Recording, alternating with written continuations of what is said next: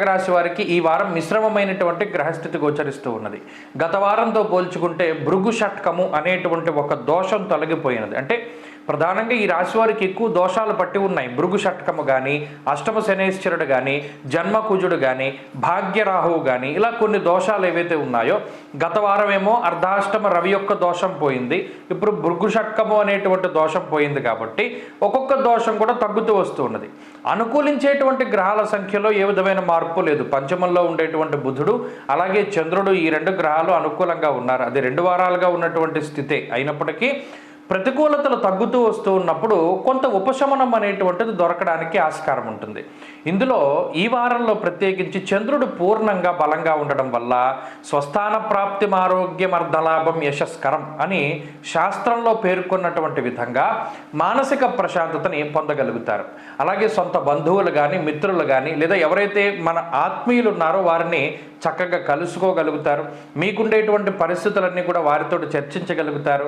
కొన్ని వాటికి తరుణోపాయాలు తెలుసుకోగలుగుతారు. కొన్ని వాటికి కాంప్రమైజ్ అవుతారు. అందరికీ ఇలాగే ఉందిరా పరిస్థితి, నీకేమొచ్చిన భయం లేదనేటువంటి ఒక భరోసాని వారి దగ్గర నుండి పొందగలుగుతారు.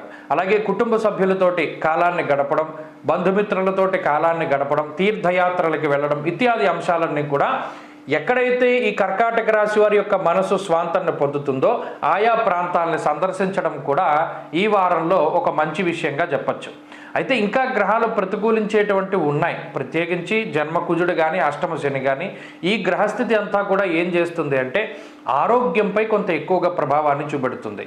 లేనిపోని విషయాల పట్ల శ్రద్ధని తీసుకొస్తుంది. అంటే మీకు కలిసి వచ్చేటువంటి విషయాలపై కాకుండా అనవసరమైన విషయాలపై ఎక్కువ సమయాన్ని, శ్రద్ధని చూపెడుతూ ఉంటారు. ఉదాహరణకి అక్కడెక్కడో వాళ్ళెవరికో ఏదో అయితే ఇక్కడ మీరేదో వాళ్ళ గురించి క్యూరియాసిటీగా ఇంట్లో ఉన్న పనులన్నీ మానేసి చూస్తూ ఉండడం, అలాగే ఇంటర్నెట్లో ఎక్కువగా సమయాన్ని గడపడం, ఇటువంటివి చేస్తూ ఉండడం వల్ల వృధా కాలక్షేపం అవుతూ ఉంటుంది. సమయం విలువ తెలుసుకోవాలి. ఎందుకంటే భాగ్యరాహు ఎప్పుడూ కూడా పుణ్య కార్యక్రమాలను చేయనివ్వరు. కాబట్టి సమయం విలువ తెలుసుకొని భగవన్నామాన్ని స్మరిస్తూ మీ పనులు మీరు చేసుకుంటూ ఉండడం చెప్పదగినటువంటి సూచన.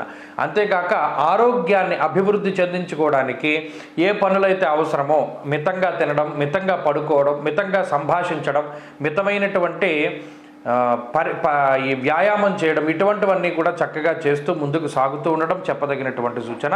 అలాగే ఈ వారంలో కానీ, వచ్చే వారంలో కానీ, గత వారాల్లో కానీ నిర్ణయాత్మకమైనటువంటి శక్తి తక్కువగా ఉంటుంది. కాబట్టి ఎటువంటి నిర్ణయాలు కూడా తీసుకోవడానికి ఇది అంత మంచి సమయం కాదు. వృత్తి ఉద్యోగాల పరంగా కూడా చాలా మిశ్రమమైనటువంటి పరిస్థితులు ఉన్నాయి. కాబట్టి కర్కాటక రాశి వారు మరికొంత కాలాన్ని కొంత ముందుకు తీసుకువెళ్ళాలి. కాలానుగుణంగా మారుతూ ఉండాలి తప్పితే కాలానికి ఎదురెదకూడదు. జాగ్రత్తగా ఉంటూ ఉంటే ఈ పరిస్థితి నుండి బయటపడగలుగుతారు. ప్రత్యేకించి ఈ సమయంలో పరమేశ్వర ఆరాధన చాలా ముఖ్యము. ప్రతిరోజు రావణకృత శివతాండవ స్తోత్రాన్ని కానీ, కాలభైరవాష్టకాన్ని కానీ పఠిస్తూ ఉండడం మంచి ఫలితాన్ని ఇస్తుంది.